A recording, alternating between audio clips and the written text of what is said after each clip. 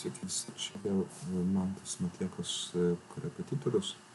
Toliau tęsiu valstybinio egzamino pavyzdinės užduoties sprendimą.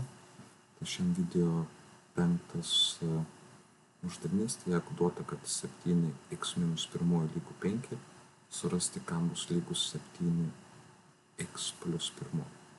Dabar naudojantis laipsnių savybėmis, tiesiog pasirašome, kad jeigu yra 7x minus 1 lygu 5, tai laipsnio atimtis galima tiesiog padalinti pagrindą. Tai vietoj 7x minus 1 galiu pasirašyti kaip 7x ir padalinti iš pagrindo, tai padalinti iš 7 bus lygu 5.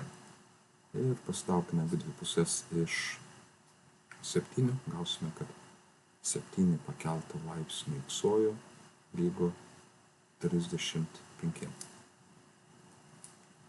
Toliau reikia surasti, kas yra 7x plus 1. Tai 7x plus 1.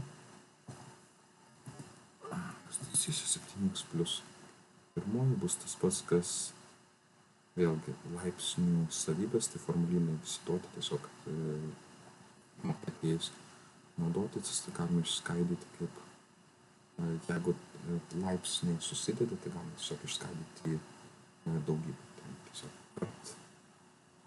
7 ir žinome, kad iš prieš tai sklaisos dalies, kad 7x-uoju yra tas pats, kas 35, tai vietoj 7x-uoju sustatom 35, tai bus atsakymas 35 padauginta iš 7, čia 220 plus 5, maždaug 245. Tai tiek, tikiuosi, kas žiūrėjo, šis sprendimas padės ir iki kitų video.